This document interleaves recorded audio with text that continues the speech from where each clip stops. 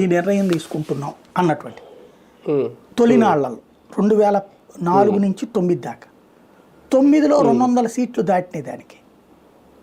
ఆ తర్వాత ఆ ధర్మం కూడా వదిలేసింది కంప్లీట్గా.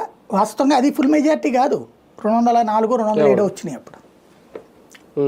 కానీ ఏం చేసేది, డామినేట్ చేసేది, ఇక తనే నిర్ణయాలు తీసేసుకునేది, భాగస్వామ్య పక్షాలని పట్టించుకునేది కాదు. అప్పుడే కదా కమ్యూనిస్టులు బయటికి పోయింది దాని నుంచి.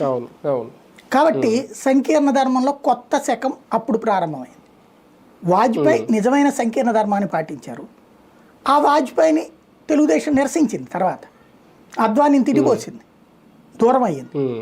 సంకీర్ణ ధర్మం అనేటటువంటి కాన్సెప్ట్లో అందరినీ కలుపుకెళ్తూ ప్రతి నిర్ణయంలో కలిసి తీసుకోవటం అన్నటువంటి అది ఇప్పుడు చంద్రబాబు గారికి చేసే ఉద్దేశం లేదు.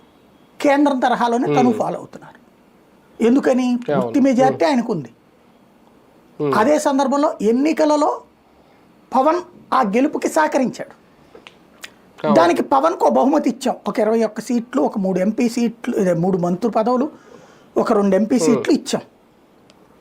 కాబట్టి ఆయన సాయం ఆయనకి ఇచ్చేసాం. కాబట్టి అంటే ఆయన మనకి సాయం చేశాడు, రిటర్న్ గిఫ్ట్ ఇచ్చేసాం అంతే అనేది ఆయన మాట. కానీ ఎలక్షన్స్ అప్పుడు ప్రజల ముందుకెళ్ళిన మాట అమలు చెయ్యాలన్నది పవన్ కళ్యాణ్ మాట. ఎన్నికలప్పుడు ఏం చెప్పారు, సంకీర్ణ ప్రభుత్వం నడుపుతామని చెప్పారు. భారతీయ జనతా పార్టీ పవన్ కళ్యాణ్ కలుపుకుని వెళ్తామని చెప్పారు. కాబట్టి నిర్ణయం తీసుకు